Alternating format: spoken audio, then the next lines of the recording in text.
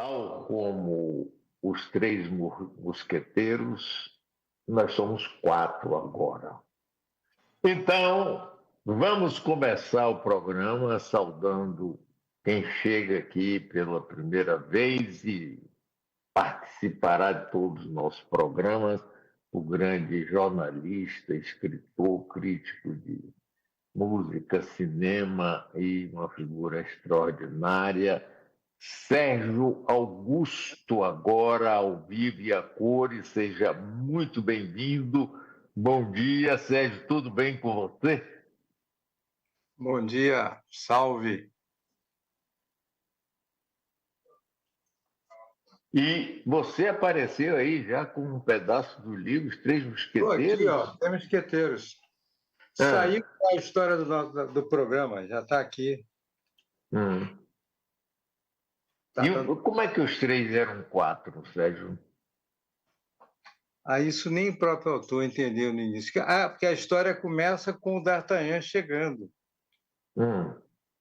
E ele se aproxima do Athos, Porthos e Aramis e começa a fazer parte do grupo e virar os mosqueteiros do rei. E aí viraram quatro. Ele queria que o título fosse Os Inseparáveis, ou então Athos, Porthos e Aramis, que aí entrava o D'Artagnan. Mas acabou, o editor achou que era melhor botar os três mosqueteiros. Eu demorei a entender por que mosqueteiros, porque eu achava que mosqueteiros eram os três espadachins, porque aquela visão que você vê dos quadrinhos, da própria literatura e no cinema. Então o negócio é espada. Para mim tinha espada e não tinha. Acho que diabo é mosquete? Eu não sabia que mosquete é uma arma de fogo, né? Então, entender que existia a palavra mosquete, mosquete era uma arma de fogo. Agora, para mim, sempre foi os três mosqueteiros, e para o mundo inteiro, inclusive para o autor. O Dumas botou o título, aceitou o título dos três mosqueteiros na série, porque aqui foi um folhetim, né? E era uma trilogia a história. Pois é, e aqui somos quatro, mas continuaremos com o mesmo nome. E o mestre aqui de todos nós, Jane de Freitas. Bom dia, Jane, como você está? E o que é que você fala para a gente aqui no início desse programa, meu querido? Boa tarde, aqui no Rio já estamos após meio-dia. E me ocorreu aqui, ouvindo as considerações aritméticas de vocês, que a gente pode mudar o nome do programa para 3x4. Aí, gostei da ideia. Acho que daria certo em vários sentidos, não só no aritmético. Ou então 3x4, 4x1, que aí aproveita o slogan dos três mosqueteiros. Pois é. Enfim, 4x3, né? E Bob Fernandes, bom dia, Bob, como vai você? Bom dia, Mário, bom dia, Jânio, muitíssimo bem-vindo, um prazer, Sérgio, você aqui agora também. Delícia, vamos em frente. Muito bem. Jânio, que assunto você colocaria para a gente começar a conversar aqui neste instante? Pode ser. Olha, fala-se tanto nos últimos dias na eleição americana, na Câmara Harris. Pode ser esse um assunto. Vamos saber o que é que o Sérgio Augusto traz como uma ideia adicional aos nossos 3 palpites. Boa ideia! Boa ideia. Então, Sérgio, como é que você vê aí essa mudança súbita, né? Você sabe que Donald Trump torcia para Biden continuar até o fim, né? Deixa esse velhinho lá, respeite ele. E aí, Sérgio, o que você acha dessa história? Acabou sendo um golpe astuto do Biden, porque era inevitável que ele tinha que acabar desistindo da corrida, e e ele acabou divulgando, tornando pública a renúncia dele à candidatura numa hora perfeita, porque ele pegou, no meio de domingo, aqueles programas todos de comentário que tem domingo de manhã na televisão americana, que tem alta audiência, os programas de comentários políticos, eles já não estavam mais no ar. Então, pegou no contrapé a campanha do Trump. E não vazou nada. Isso não vazou em nenhum momento que ele ia renunciar domingo a tal hora. Então, realmente foi uma surpresa. Né? Eu achei isso incrível. Isso ajudou muito a campanha democrata. Sim, mas tem muita gente, inclusive do Brasil, de esquerda e de outros lugares, que acha que Kamala realmente é uma pessoa avançada, não é conservadora e que a possível eleição dela seria extremamente importante. Quer dizer, de um lado, derrotar Trump já é um feito importante, mas você conhece mais a ação, a origem de Kamala, Sérgio? Olha, a Kamala não teve um desempenho lá dos mais glorificantes como procuradora. Quer dizer, ela resistiu às pressões de encarceramento de condenados por delitos leves, manteve aquela superpopulação dos presídios. Ela não agiu como deveria ter agido. E eu acho que isso a demerece, né? A demerece. Ela é belicista, eu acho que ela é belicista, ela apoia a política do Israel, ela apoia. Ela é o que chamam nos Estados Unidos de hawk, né? Ela é uma falcona, no caso seria uma falconídea, porque ela tem uma visão da política externa americana que não foge ao padrão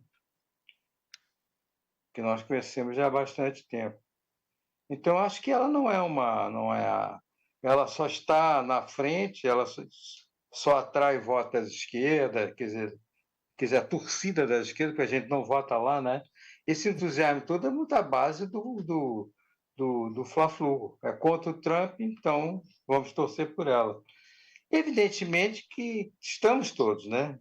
Do lado da Kamala Harris, mas não se pode ter de menor esperança de mudanças radicais lá, não.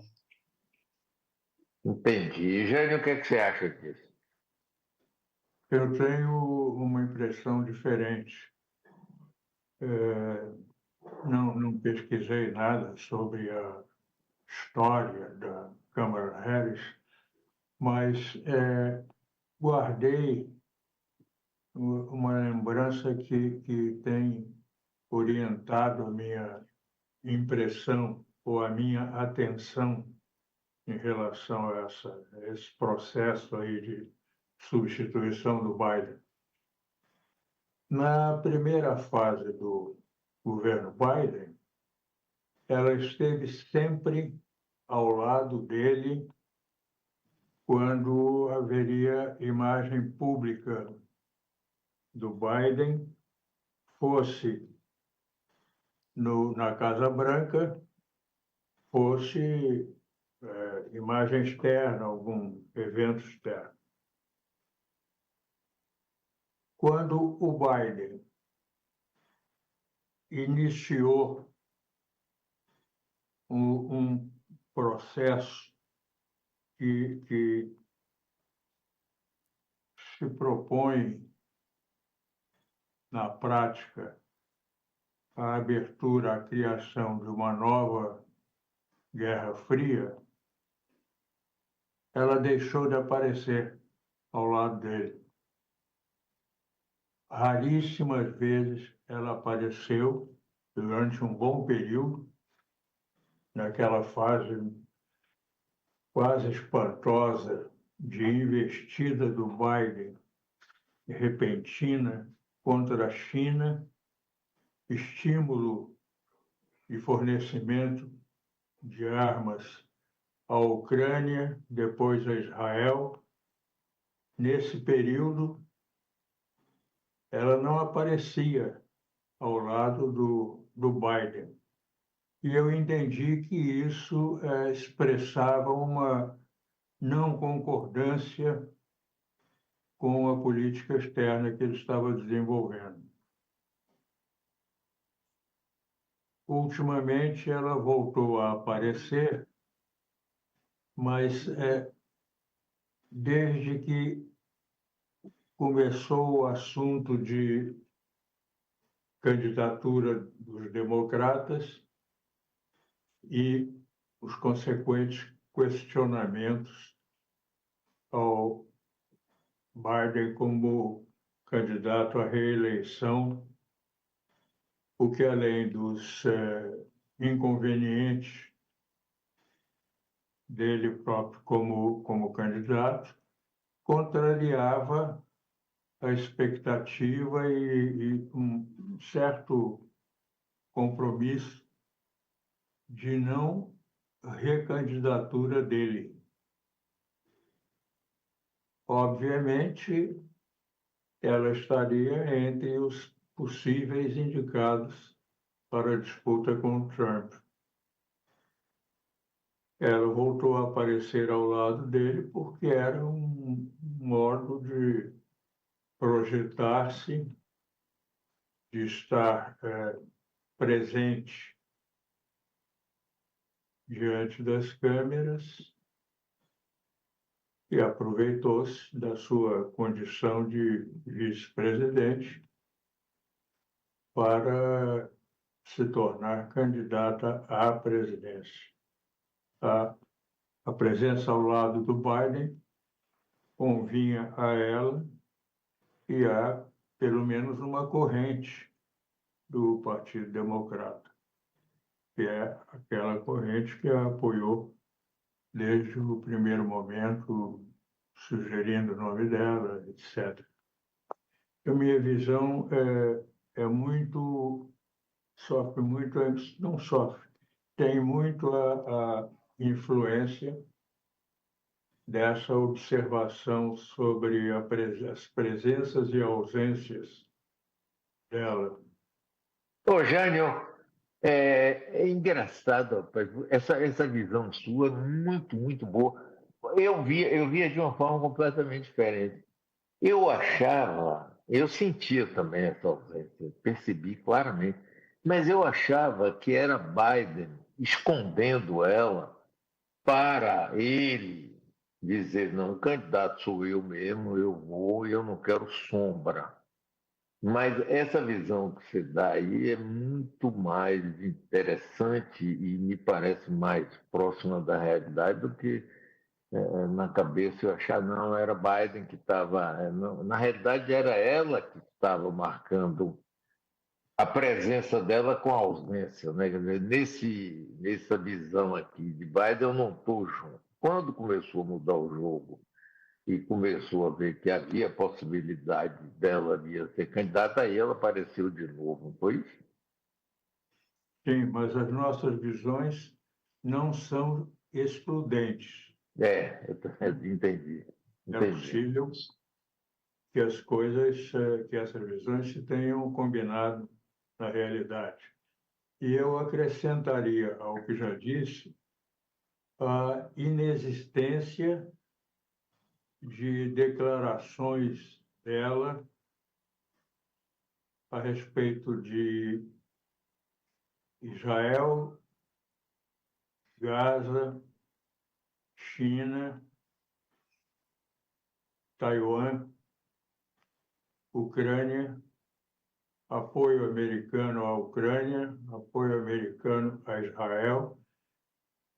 Dificilmente um vice-presidente teria guardado tanto silêncio e por tanto tempo a respeito desses temas que são fogueiras nos Estados Unidos, né? Encandecem a política externa americana e as relações dos Estados Unidos praticamente com o mundo, porque a obra do Biden de comprometimento da Europa, por intermédio da OTAN, é uma coisa que atinge o mundo inteiro, né?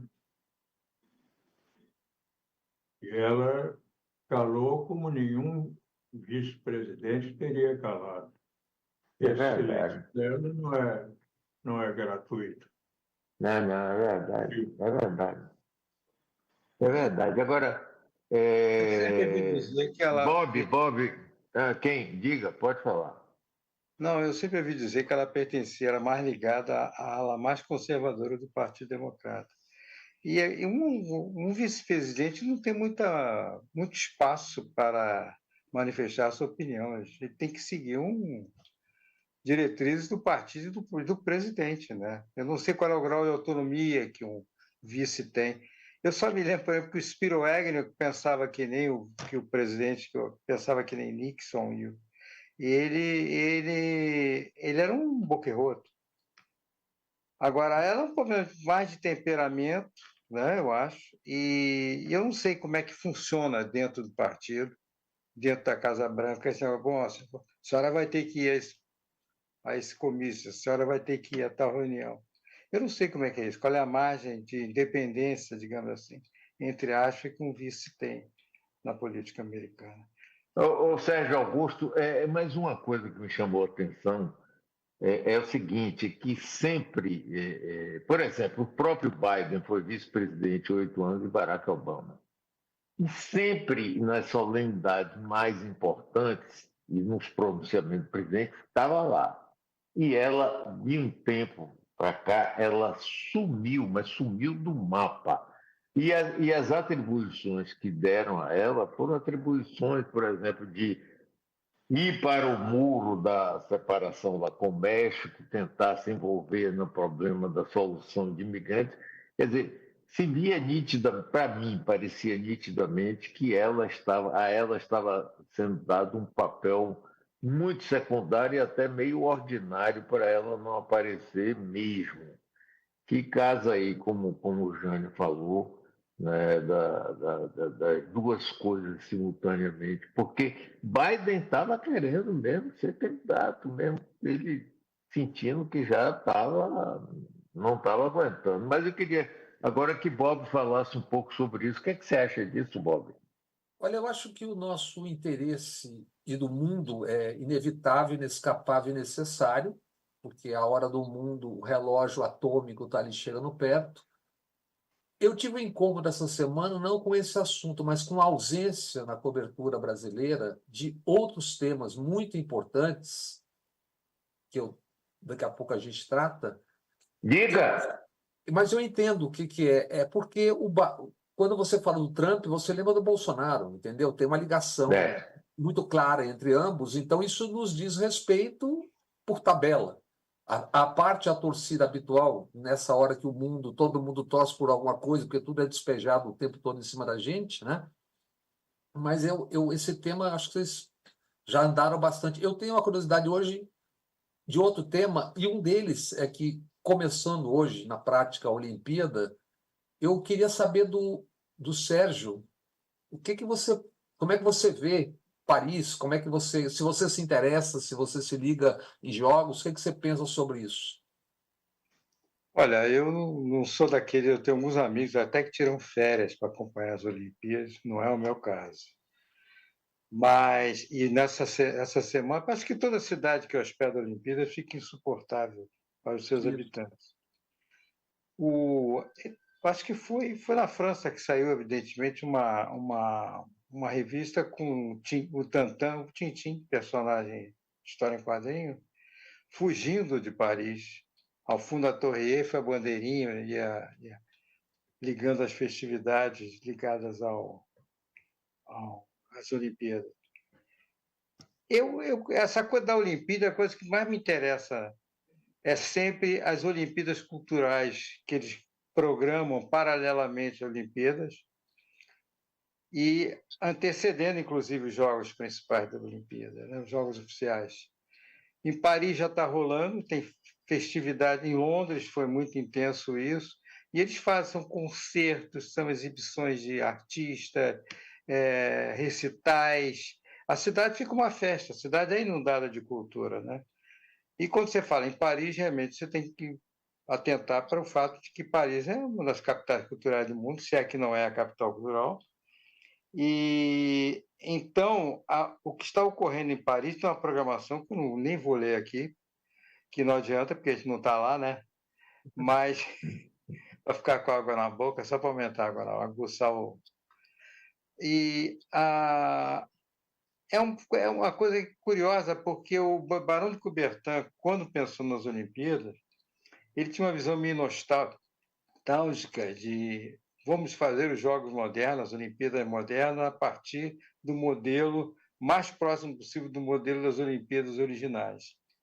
E com base no princípio do mente sano, corpo sano, né? Sadio, mente sana e corpo sano, e resolveu encontrar uma coisa parecida do que se fazia na Grécia Antiga. Por exemplo, nas primeiras Olimpíadas culturais, havia um concurso de trombeteiras.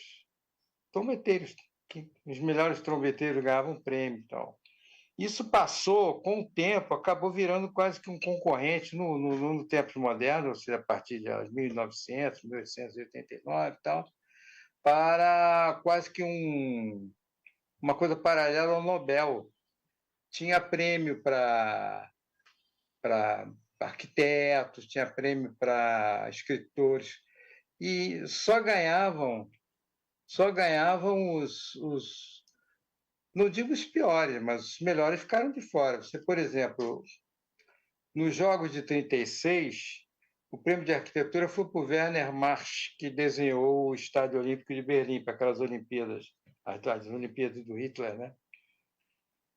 Agora, você pega os arquitetos da época, Frank Lloyd Wright, o Adolphe Lúcio, o Le Corbusier, o Van der Rohe, eles não entraram na lista, não. Você pega no mundo literário, quais eram as sumidades literárias daquela época? Você tinha Thomas Mann, Gide, Pirandello, Eliot, mas nenhum deles entrou. Agora, o Coubertin ganhou um prêmio. O Coubertin gostava de escrever, ele tinha habilidades literárias, e aí ele foi incluído, ganhou uma medalhinha lá, devia ser um prêmio, sei lá, um ramalhete, sei lá como é que era, tinha medalhinha. Tinha um ramalhete de bronze, alguma coisa assim. E ganhou a medalha, ele, quer dizer, uma coisa meio...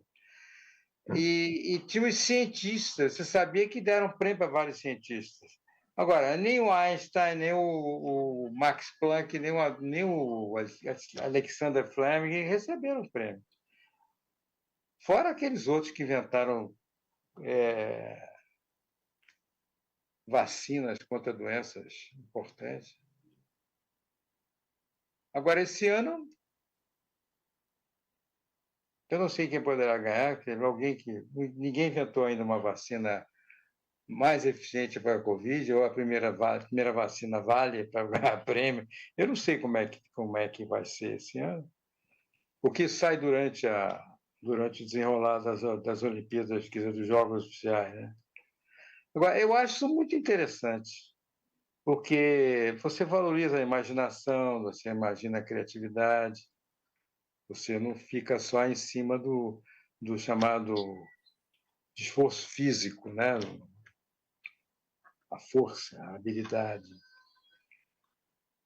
Eu fico sempre acompanhando essa vertente subjacente ao cultural. Ao cultural. Bob, vamos então introduzir aí esse assunto que você disse que é por conta de Kamala. O meu assunto, eu tenho que frequentar por dever as águas e os esgotos do Brasil, né? Então, eu queria começar com um vídeo que o Danilo tem no ponto sobre a privatização da Sabesp. E antes ele botar no ponto, Danilo, só o seguinte, que vocês vão ouvir a seguir é o João Pacífico, que é empresário, investidor, CEO do Grupo Gaia, conselheiro do Greenpeace, Gaia Mais, etc.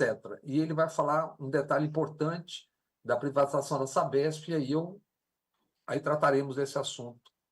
Se você desconfiava que tinha alguma coisa estranha na privatização da Sabesp, assista esse vídeo. Carla Bertocco ganhava 1 milhão por ano como presidente do Conselho de Administração da Equatorial. Guarde esse nome. Em maio de 2023, o governador Tarcísio convidou Carla para ser presidente do Conselho de Administração da Sabesp, com um salário de R$160 mil por ano. Ela aceitou e ficou nos 2 cargos, até que em dezembro, a privatização da Sabesp foi aprovada na Assembleia Legislativa de São Paulo. 23 dias depois, ela resolveu sair da Equatorial, onde ela recebia 1 milhão por ano para ficar só na Sabesp, onde ela recebia 84% a menos. Mas por que será? Agora, 7 meses depois, quando abriram as propostas da privatização da Sabesp, só tinha uma oferta. Adivinha de qual empresa? Da Equatorial, a ex-empresa da Carla. Talvez isso seja só a pontinha do iceberg. Precisamos de sérias investigações sobre a estranhíssima privatização da Sabesp. Um resumo aí. Tá, Essa pessoa ganhava tal. Resumo aí. ganhava 1 milhão, trabalhava na Equatorial, estava em 2 canoas ao mesmo tempo durante boa parte do processo. Carla Bertocco, e estava na Equatorial e depois foi para a presidência da Sabesp. Eu vou dar uma rápida, não, vou dar uma viajada nessa história aqui. Começando dizendo assim, grandes projetos de poder cada vez mais são tocados com dinheiro grande. Um dos primeiros caixas do PSDB, por exemplo, veio da dita despoluição do rio Tietê. Só na comissão legal ali, a Hidrobrasileira do Sérgio Mota recebeu mais de 40 milhões. Dinheiro do BID e, na época, Exim Bank. Basta ver a quantidade de bancos e banqueiros envolvidos na privatização da Sabesp para entender o tamanho do projeto de poder, ancorado na mais escancarada da tese do vendam tudo, para fazer caixa, sempre. E, como sempre, ao final, o distinto público paga a conta, né? Colonizados, que costumam citar o primeiro mundo, precisam ver o que está acontecendo no primeiro, no segundo e no terceiro mundos. 364 cidades de uma década para cá já reestatizaram seus serviços de águas e esgotos, porque aumentaram as tarifas, as empresas privatizadas, e pioraram os serviços, informa o Transnational Institute ligado ao Public Service. Na França, por exemplo, estamos falando de Olimpíada, remunicipalizaram as águas e esgotos, cidades como Paris, Lyon, Bordeaux. 114 cidades da França já desprivatizaram serviços de água e esgoto. Na Alemanha, por exemplo, Berlim desprivatizou. Atlanta, Indianápolis e 56 cidades nos Estados Unidos, Budapeste, Joanesburgo, La Paz, Maputo, Accra, Índia, Indonésia, mundo afora, serviços de água e esgotos foram remunicipalizados. A Sabesp é a maior empresa da América Latina de águas e esgotos, com lucro líquido do ano passado de 3,5 bilhões. Foi vendida por um preço 10% abaixo do mercado e da própria expectativa do governador. O capitão Tarcísio, cada vez mais desfeitas, pretendia vender por 30 bilhões, vendeu 15% para a Equatorial Energia por 6 bilhões e 870 e mais 7,9 bilhões de outros acionistas. O processo foi conduzido pelo CPED, Conselho Diretor do Programa de Estatização. No dia 20 de junho, agora, o Conselho se reuniu e restabeleceu o preço mínimo da Sabesp. Isso era para ser mantido sob sigilo. Só se comunicaria o preço depois da venda. Ontem, Carla Bertocco, citada, estava presidente do Conselho da Administração da Sabesp e estava nesta reunião que decidiu o preço. O preço mínimo, sob sigilo, soube-se ontem, seria de R$ 63,56 cada ação. Mas no dia da oferta, 28 de junho, sexta, já no final do pregão da Bolsa, sabendo ser o único comprador, a Equatorial ofereceu R$ 67 por cada ação.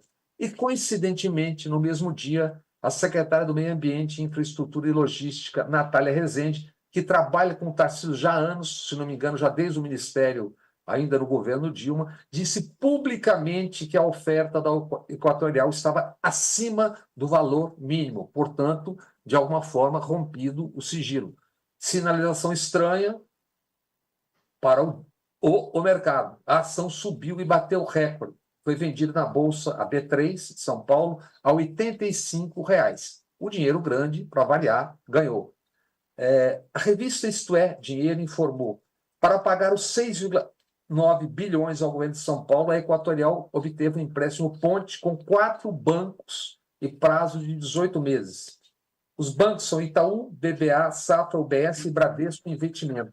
Esses bancos que emitiram notas comerciais para a Equatorial são bancos que atuaram também como coordenadores ou agentes da venda das ações da Sabesp. A Sabesp está em 375 municípios, atende 24,8 milhões de pessoas. A companhia que agora comprou, e que vai ser a gestora, tinha experiência em águas e esgotos em apenas 2 anos, e no Amapá. Quer dizer, quem vai gerir a maior empresa da América Latina de águas e saneamento tinha experiência no Amapá há 2 anos. Um dos grandes gestores dessa história toda é o Banco Opportunity, do banqueiro Daniel Dantas. Outros acionistas: Atmos Capital World Investors, Esquadra Capital e fundo americano BlackRock. A performance da Equatorial no ramo de energia até agora é lamentável em vários estados. Comprou a CEAL em Alagoas pelo preço de um carro usado. A companhia elétrica comprou por R$ 60 mil. Comprou a CEE em Porto Alegre pelo preço de um carro novo, R$ 100 mil. Companhias de energia vendidas R$ 60 mil e 50 mil. Como a gente poderia chamar isso? Pergunta aos porto-alegrenses sobre a CEE como foi durante a enchente. Desastre, ao ponto do próprio prefeito Mello, aquela outra figura, falar em crise humanitária e que não havia justificativas para a ação da CEE, da Equatorial, na energia elétrica de Porto Alegre. Em alguns estados é tão lamentável quanto. E o Danilo tem no ponto algumas manchetes desse assunto. Em Alagoas, ela foi multada em 12 milhões no dia 26 de junho, o último agora, por, atenção paulistas, descumprir obrigações contratuais. A mesma Equatorial, trabalhando com energia elétrica, isso em Alagoas e em mais 6 estados que eles são donos. E esse tipo de atuação, Equatorial multada em 12 milhões por descumprir contrato, isso agora, em 26 de junho. E esse tipo de atuação da Equatorial não é novo no setor energético, a eletricidade.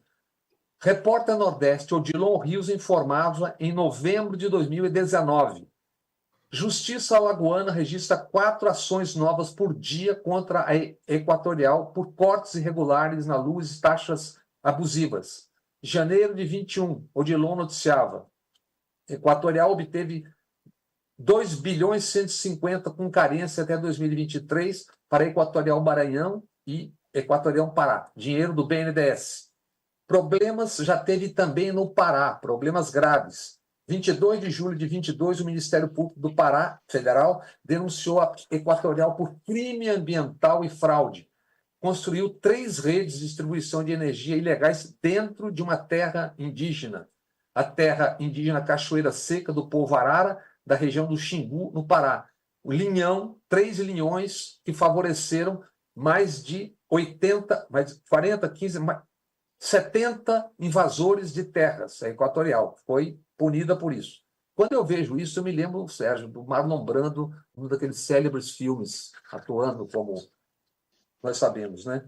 E, por isso, o MP do Pará puniu a Equatorial, multou em R$ 800 mil, multa aplicada pelo IBAMA. E assim vai em outros vários estados. Teresina, falta de água por 40 horas na virada do ano. Maceió, multas, multas, multas, multas e multas. É isso. E tem novidade em Salvador também, Mário, sobre essa questão de empresas de água, mas nós podemos tratar disso a semana que vem.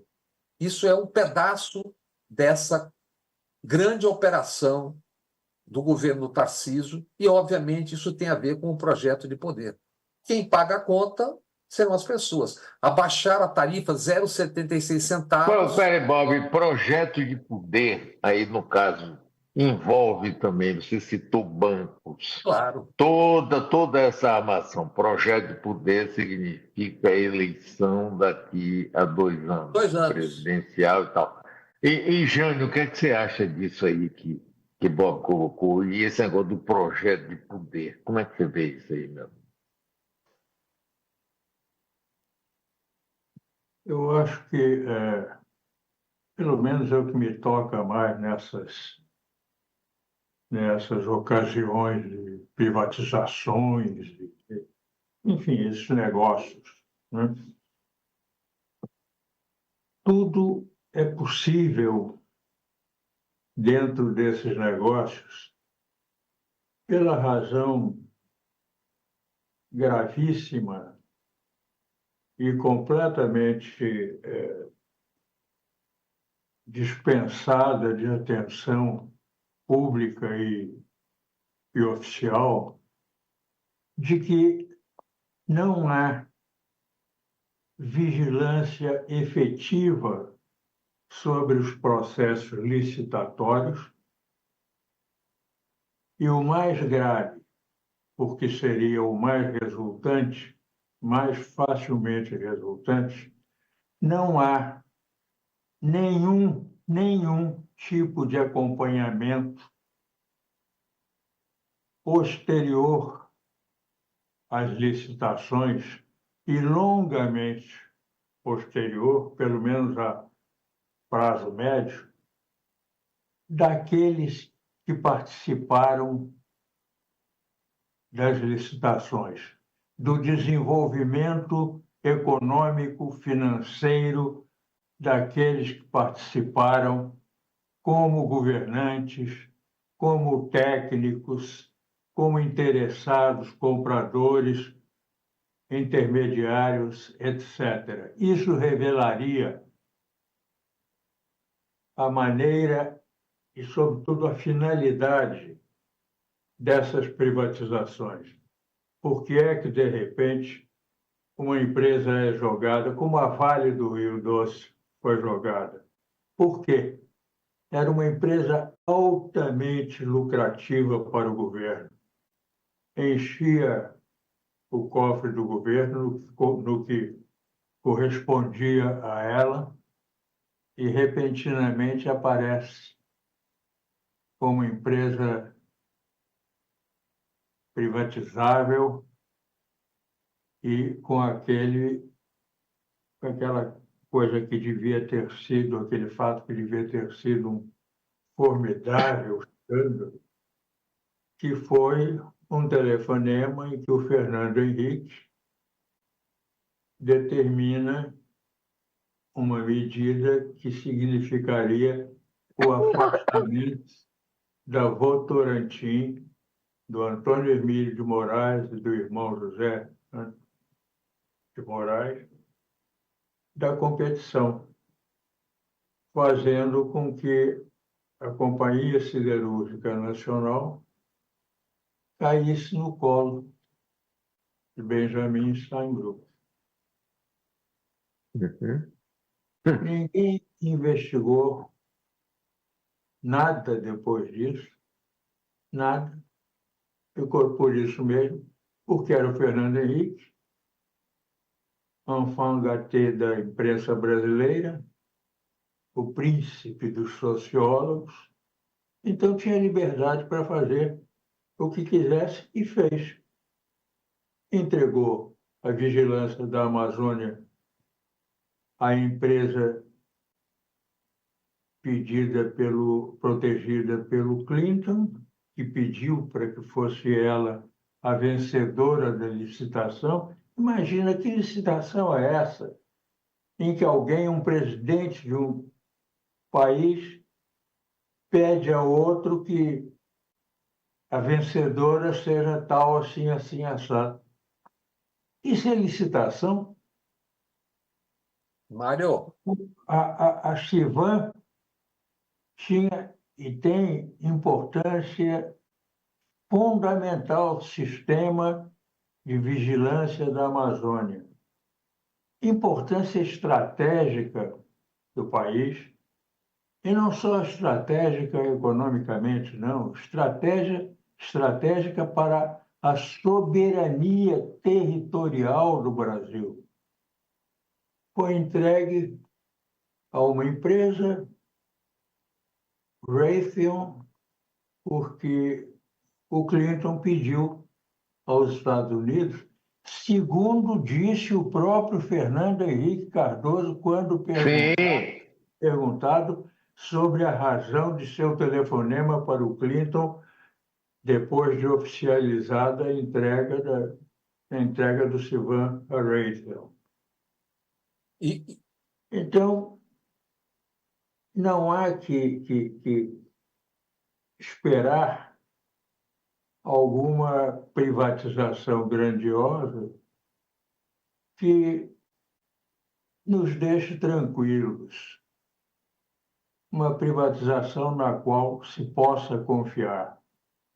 De repente, um governador, surgido de repente porque o Bolsonaro foi eleito, uma compincharia ali de milico com ex-milico, ex-milico com ex-milico, e aparece Tarcísio de Freitas. De Freitas, meu Deus, por que isso? Que injustiça com os outros de Freitas.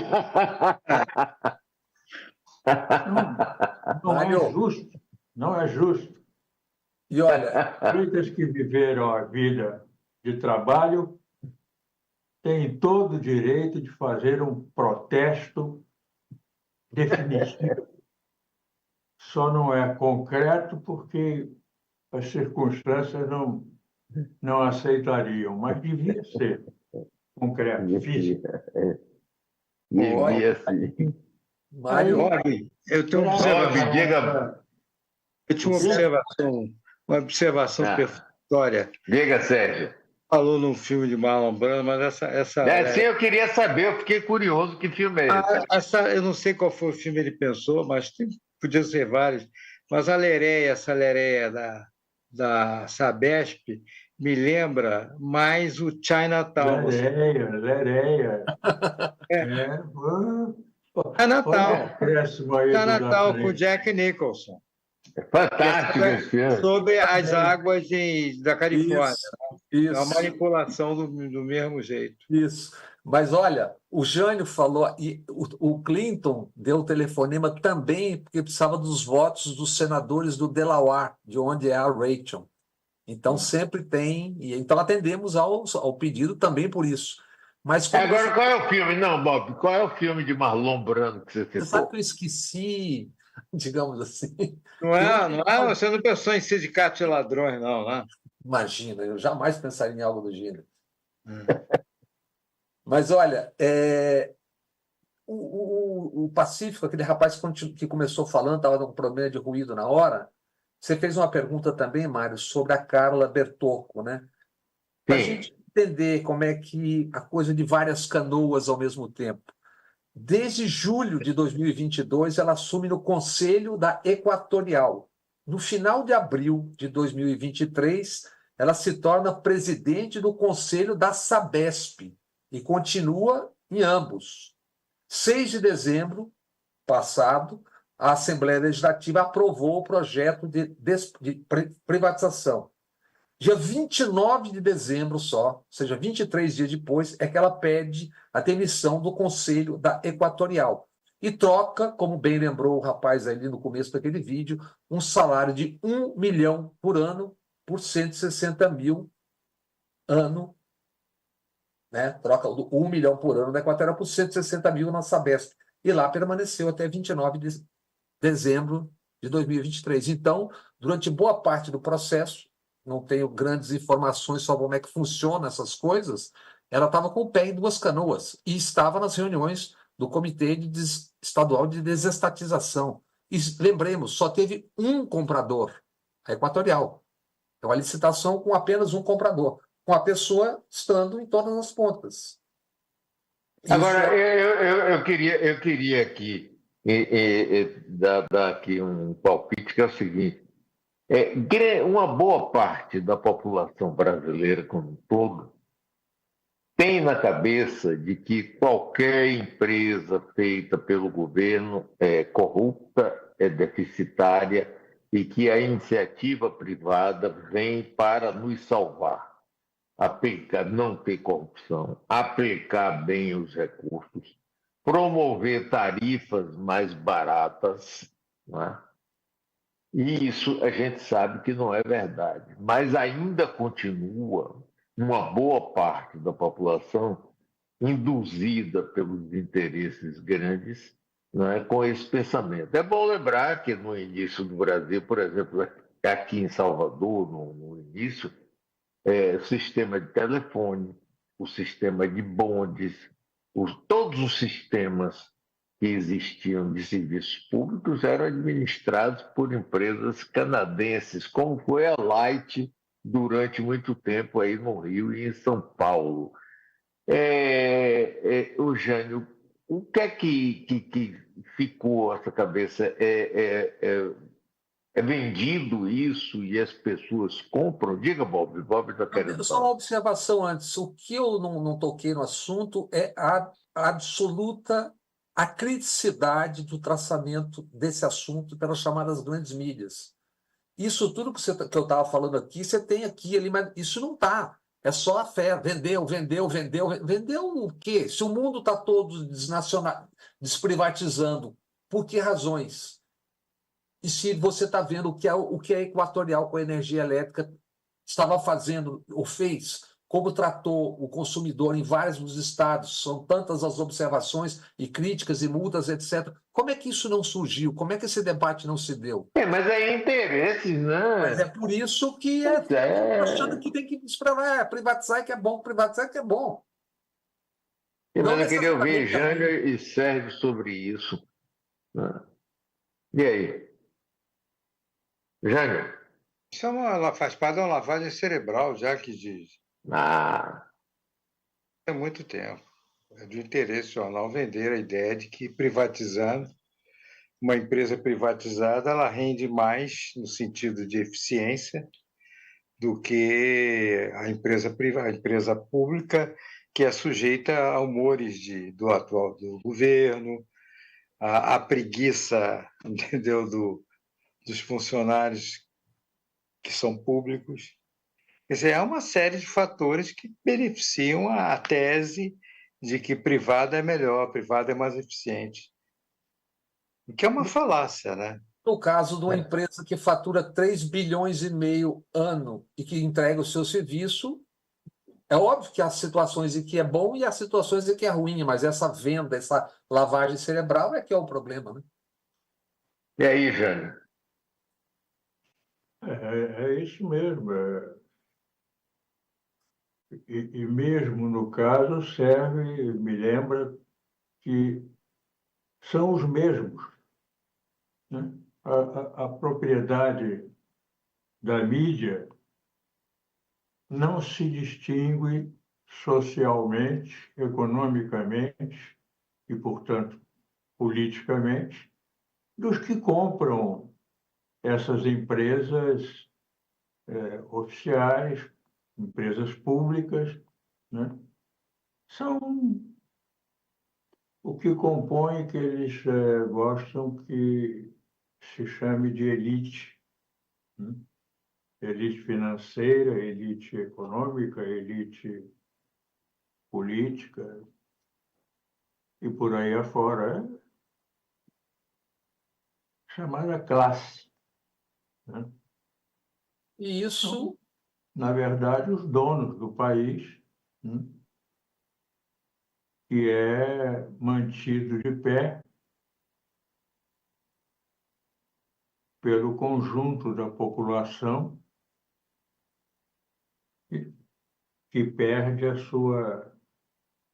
o seu patrimônio, do qual, aliás, nunca usufruiu propriamente. Tudo que recebeu foi pago. Pago Sim. diretamente ou pago em impostos, sempre. O grande pagador de impostos no Brasil é o povão, que não compra um cacho de uma dúzia de bananas sem estar pagando, além do preço da banana, o imposto. E não só o imposto da banana, mas também o imposto do intermediário que levou a banana até lá e incluiu o seu imposto no preço pelo qual levou a banana. E assim vai.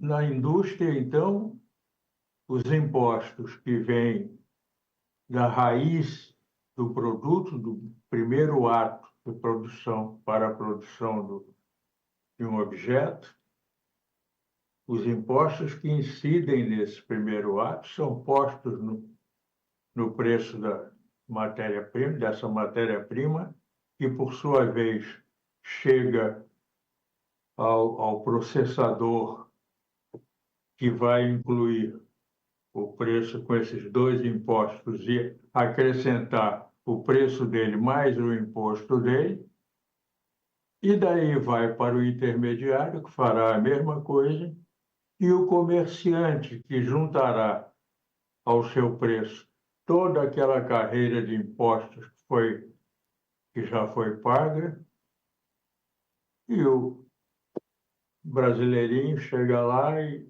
compra um produto que inclui os custos do produto, o lucro em cada etapa da produção e ainda os impostos correspondentes aos ganhos em cada parte da produção desse objeto.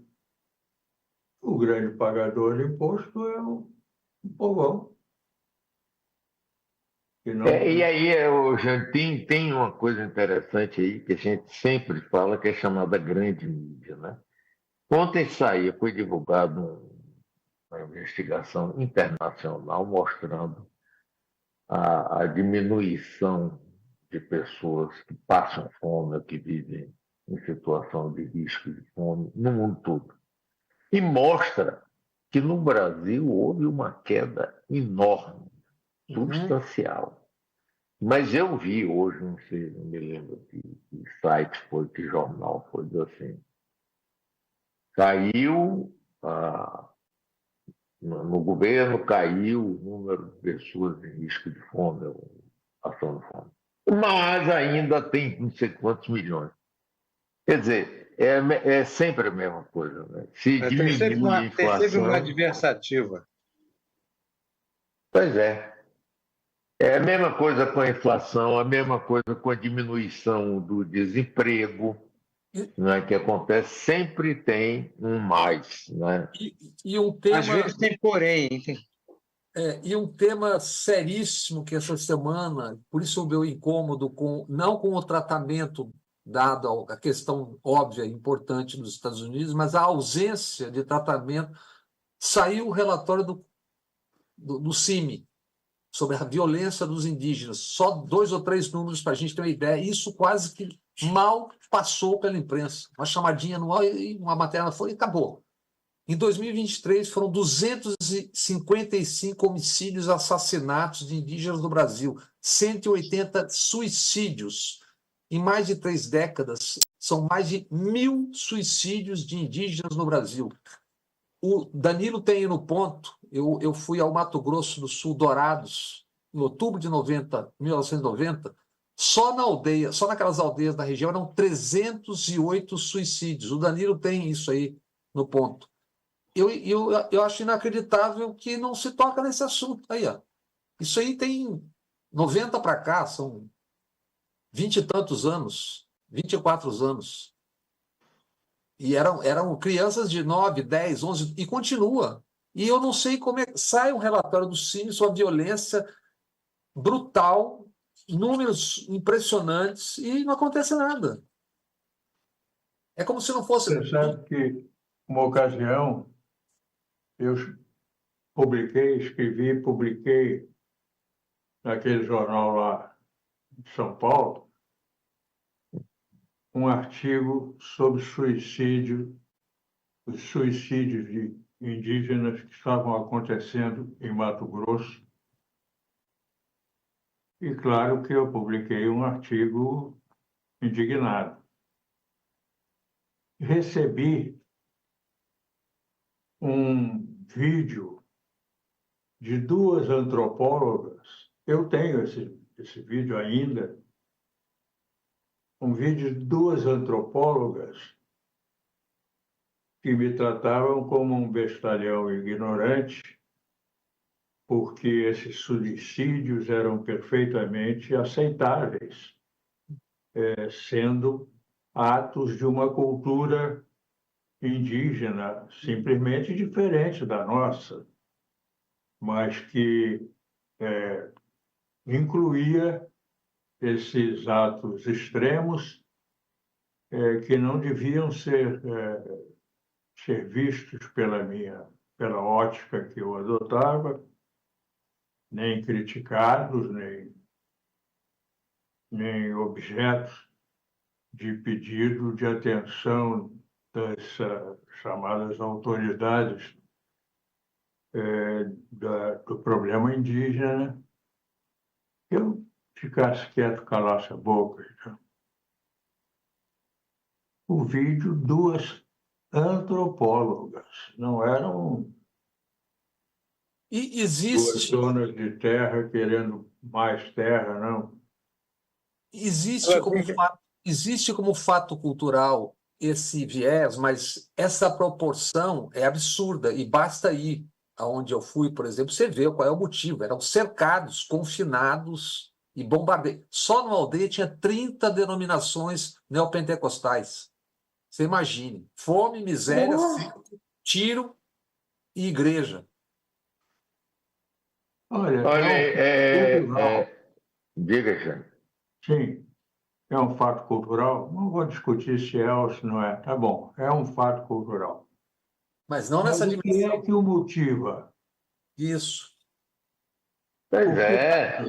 É por excesso de bem-estar, um excesso de direitos, um excesso de respeito recebido dos circunstantes, dos donos de terra, daquele pessoal para o qual Bolsonaro liberou as armas e munições à vontade, fuzil ele liberou para donos de fazendas, donos de terras, que nem sempre são fazendas, com frequência são terras apropriadas para especulação. Pois é, olha, infelizmente o nosso tempo esgotou. Hoje foi a estreia com vídeo do nosso querido Sérgio Augusto. D'Artagnan. O 3x4, o D'Artagnan, os 3x4 ou 3.4, um fantástico, melhor programa. Reprise amanhã, aqui na Metrópole, no YouTube, às 19 horas. Na próxima quinta-feira, nós estaremos ainda nesse formato. E na quinta-feira, 8 de agosto, estaremos os 4 juntos na cidade do Rio de Janeiro. Então, boa tarde a todos. Jânio, querido, meu abraço. Bob, também um grande abraço. Sérgio Augusto, fantástico. Que bom que você está com a gente. Que bom, que bom. Isso é um orgulho para a gente conseguir juntar vocês três e ajudar a gente trazer um pouco de coisa mais verdadeira da imprensa. Até a próxima semana. Um abraço para todos. Até a Muitíssimo próxima. obrigado. Até quinta. Muito obrigado. Até a próxima. Um abraço.